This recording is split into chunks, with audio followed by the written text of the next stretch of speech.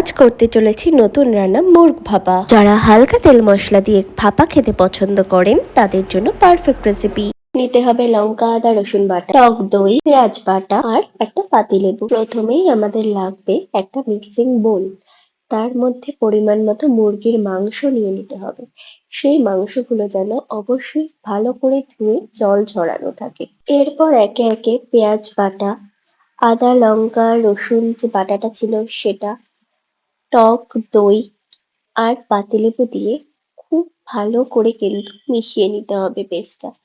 অনেকক্ষণ ধরেই কিন্তু আমাদেরকে জিনিসটা মেশাতে হবে, যাতে সমস্ত মশলাগুলো কিন্তু তার ভিতরে ভালো করে মিশে যায়। তোমরা দেখতেই পাচ্ছো আমি কিন্তু কিভাবে মাখছি, কিভাবে ফাইন ভাবে জিনিসটা কিন্তু ম্যারিনেট করে নিচ্ছি। একে একে পরিমাণ মতো নুন, গোলমরিচের গুঁড়ো দিয়ে আবারও ভালো করে কিন্তু মেখে 1 ঘন্টা ঢেকে রাখতে হবে।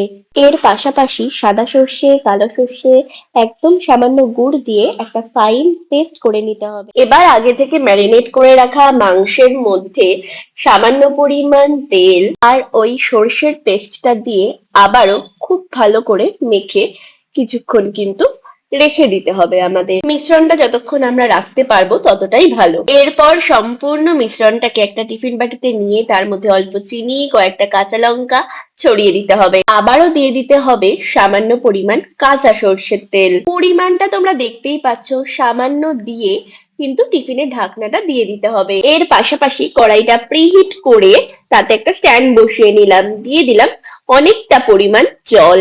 এই জলটা সামান্য গরম হয়ে গেলে তাতে টিফিন বাটিটা বসিয়ে ঢাকনা দিয়ে দিলাম। ঠিক 1 ঘন্টা পর তৈরি আমাদের সবার প্রিয় মুরগ ভাপা। খেতে যেমন স্বাদ হয়েছে তেমনই কিন্তু গন্ধে ভরপুর। রান্নাটা ভালো লাগলে লাইক, শেয়ার, সাবস্ক্রাইব করে দিও।